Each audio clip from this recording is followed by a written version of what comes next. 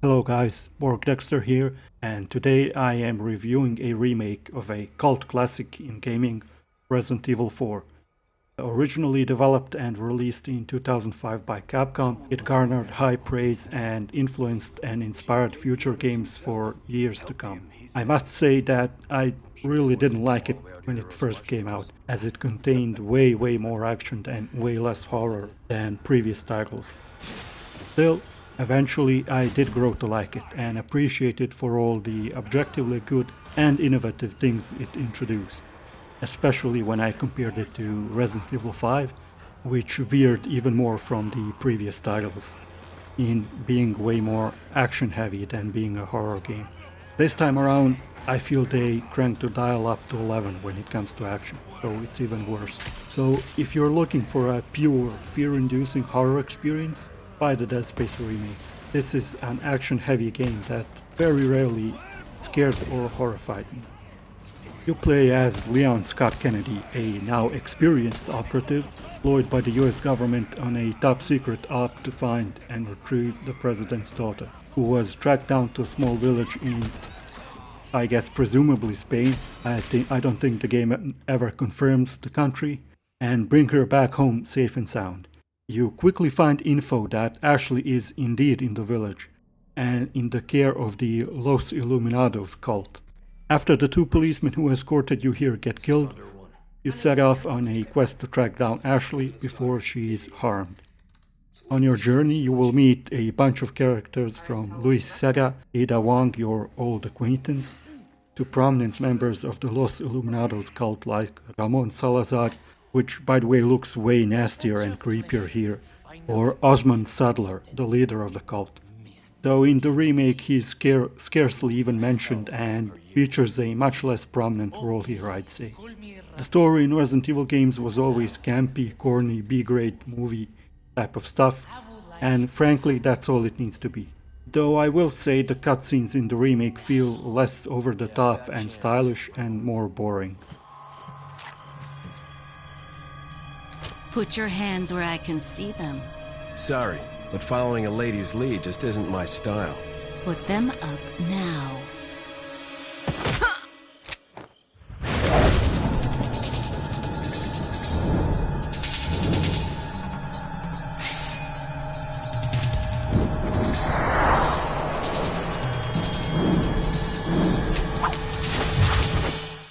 Bit of advice, try using knives next time. Works better for close encounters. Leon. Long time no see.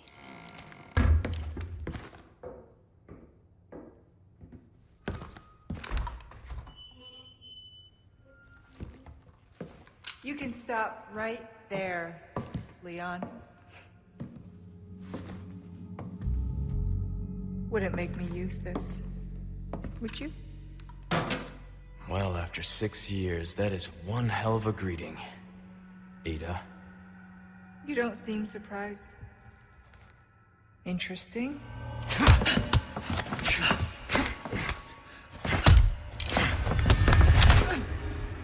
Try using knives next time. Better for close encounters.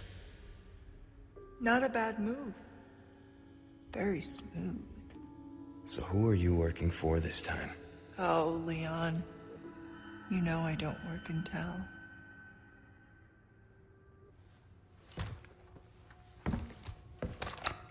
Some of the characters, like Ada, have been dressed differently to cover some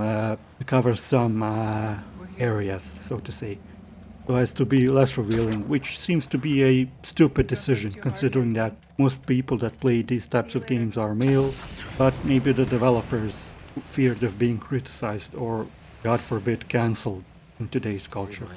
Resident Evil 4 Remake is a survival action game with a horror aesthetic, make no mistake about that.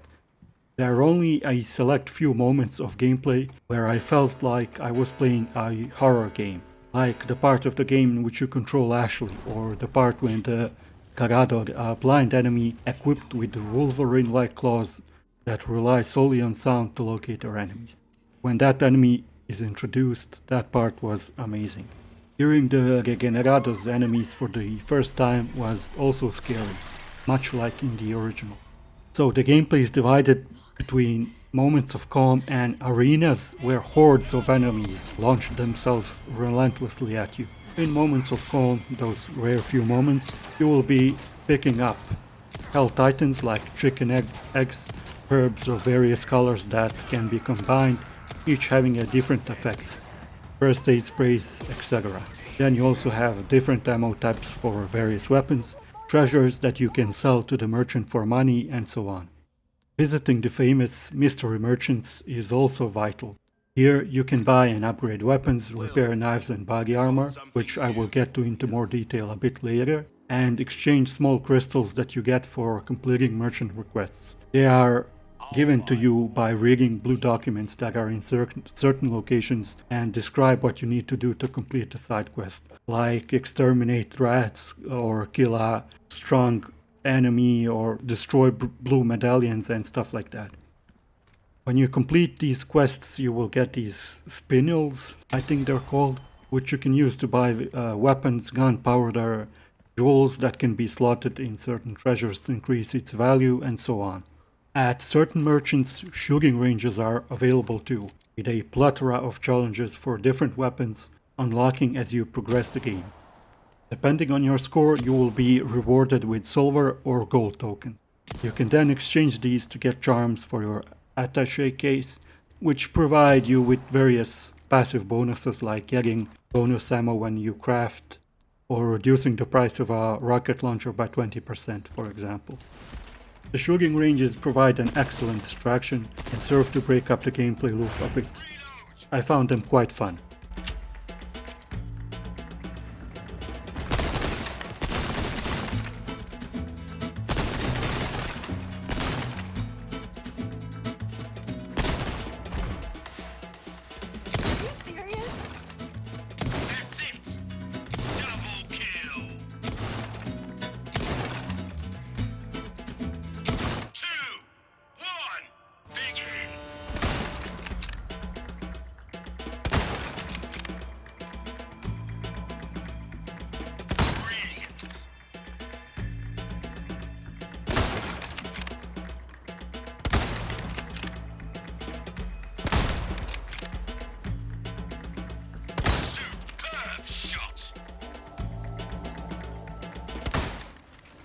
Another new thing is crafting.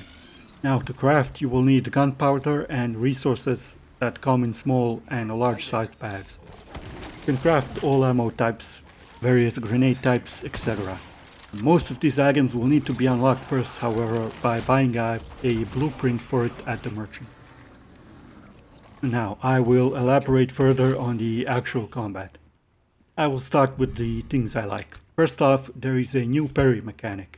Knives can be picked up and have a stamina bar, you could call it. When it is depleted, the knife is destroyed. Only Leon's knife can be repaired though, and the other knives you pick up along the way cannot. Parrying is quite easy, it requires no precise timing. All you have to do is tap the parry button if you think the enemy is about to hit you, and you will pull it off most of the time. You can even parry throwable weapons such as axes the enemies throw at you. And arrows, I believe, can be parried as well. Looks really cool. Knives can also be used to execute downed enemies, which is especially useful for finishing off enemies that are about to mutate and become stronger. This adds an extra dimension of gameplay, allowing you to save ammo too.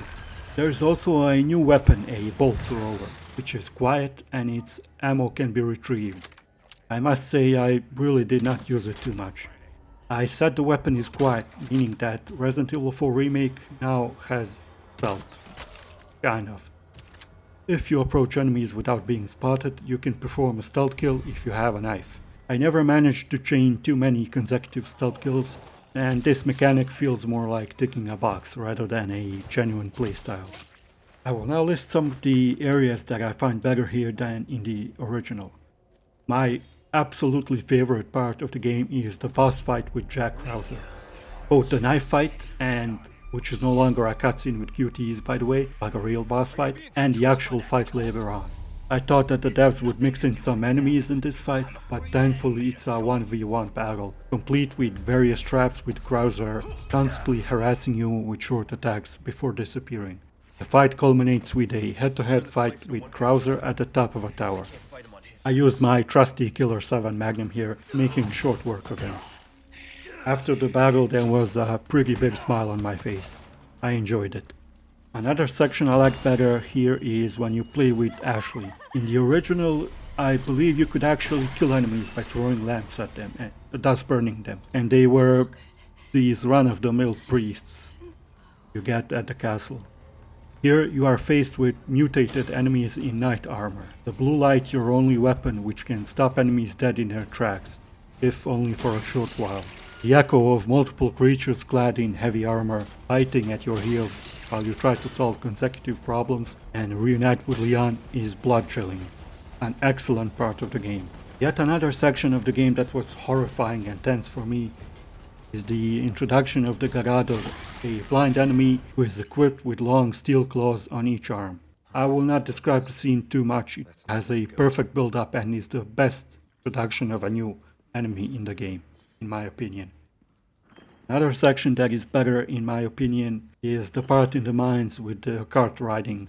Way more fun and less frustrating. You'll see.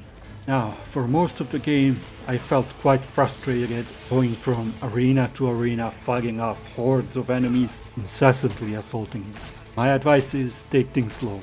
Most areas have a finite number of enemies. Some are triggered when you do certain things such as pull levers, or when you get past a certain point in the area. Now, one thing to note is that enemies have a limited aggro zone and will not chase you indefinitely.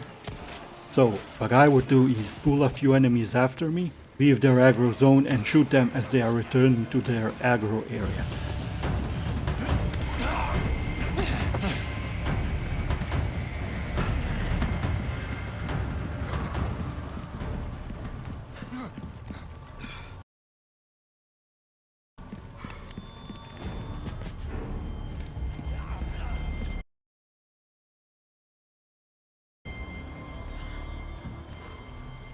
Another good tactic I found is to keep mobile constantly. Get some enemies after you shoot and then move. I tried running through enemies to save ammo, but this proved to be an ineffective tactic, especially when you have Ashley. And Ashley, oh god. After capable sidekicks like Atreus from God of War or Ellie from The Last of Us, it's a slap in the face to have an escort mission with a side character such as this. There are some changes here too. Ashley no longer has a health bar. You cannot order her to stay in place, but rather there are two commands for her now. You can order her to stick close to you or to keep her distance a bit. You can still order her to hide in certain areas, like lockers and stuff, though from what I remember these areas are much less common in the remake. If by some chance she's hurt, she will be knocked down and will not be able to move until you res her, so to speak. If she is hit again in this knockdown state, either by you or by enemies, she will die. She can still be kidnapped and she will be preoccupied with doing that all the damn time. Her character itself too is annoying to me, constantly whining and complaining. I mean, I get it they are in a horrible situation, but still, come on. I feel like she's more of an annoying and stupid character, more so than in the original. Get this for me. Leave it to me. I'm actually pretty good at this stuff.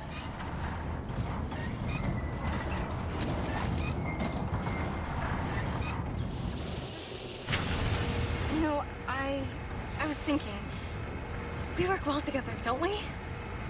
I guess so. Right?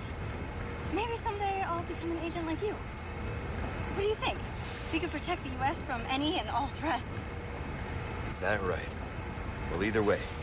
First, we have to make it out of here. You're no fun.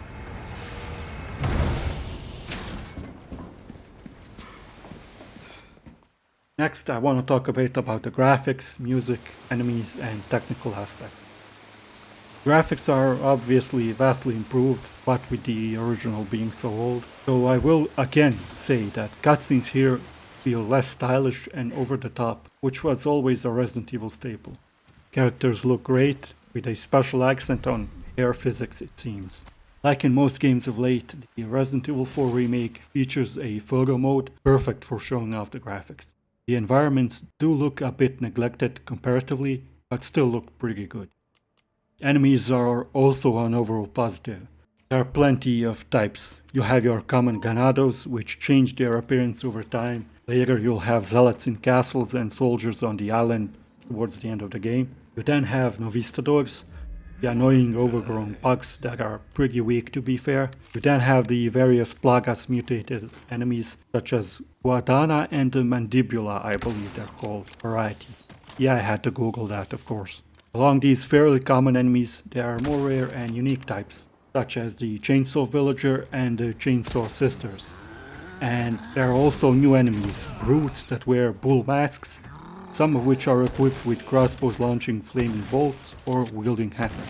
When it comes to monster bosses, these are pretty great and include the El Gigante or the Carador, which could be considered a mini-boss, I guess, along with other more or less humanoid bosses such as the village chief Mendez. Music is pretty standard for a game of this caliber, and for me it does not really play a big role here. It's okay. Coming to the game's performance, it worked pretty smoothly for me with no FPS drops at all. I played on the PlayStation 5. I encountered only one bug and at the worst spot possible. Take a look.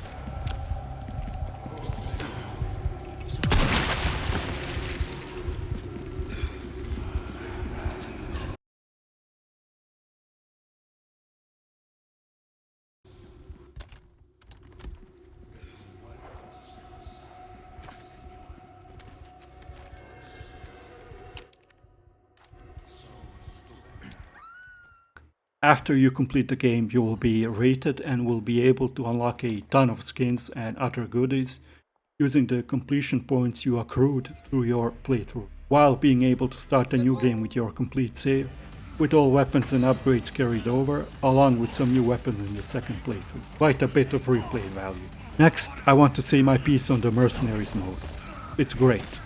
It's hectic, adrenaline-inducing fun with 4 characters, each unlocked after receiving an A rating with the previous character. Each of them have their own weapons and items, and each of them have their own advantages and weaknesses. This mode was great fun. So, with all this being said, you'd think that this game deserves the almost universal 10 out of 10 or 9 out of 10 review score, right? In my opinion, definitely no. Why? For me, the game was incredibly frustrating, annoying and stressful for all the wrong reasons. They cranked up the action so high that it feels more like playing a Call of Duty game than a Resident Evil game. Okay, that is pushing it, but still. There is barely 5 minutes chained together without hordes of enemies harassing you. Absolutely no horror or tension, save for a few moments, and I mean moments. Each time I saw red barrels and covers strewn about, I rolled my eyes and sighed, resigned to my fate. Though some annoying parts were taken out, such as the section with the lava in the castle with fire-spitting dragon statues. Overall, I found the remake way more overwhelming, and from what I see, most people think that this one is harder, way harder than the original, even on the standard difficulty, the one I played on. I was constantly within a few bullets of having no ammo at all, and having no supplies to craft more ammo. And that is with the upgraded knife with maxed out power and durability. Just too much action and relentless assaults. The puzzles and shooting ranges break up the monotony a bit, though the puzzles are very easy and solved quickly. Another major problem is the scummy introduction of microtransactions after the review period, of course. You can now buy exclusive upgrade tickets for real cash. What do these do? Well, usually when you max out all upgrades for a weapon, you can then unlock one last upgrade exclusive for that particular weapon. You can buy these tickets with spinels, which you get by completing merchant quests. Or you can pay some real money to skip all this. A time saver, if you will. Fuck you, Capcom. Overall, Resident Evil 4 Remastered is a pretty good game, better in most aspects than the original, and worth a visit, especially if you are a fan of the Resident Evil type games that put more emphasis on raw action. I was going to give this game an 8 out of 10, but with the introductions of the microtransactions, I will give it a 7 out of 10. That's it for this review, guys. Hope you enjoyed it. If you liked the video, give it a thumbs up. If you didn't, give it a thumbs down. And consider subscribing to the channel if you like it. And hit the bell for notifications. Thank you for watching and goodbye.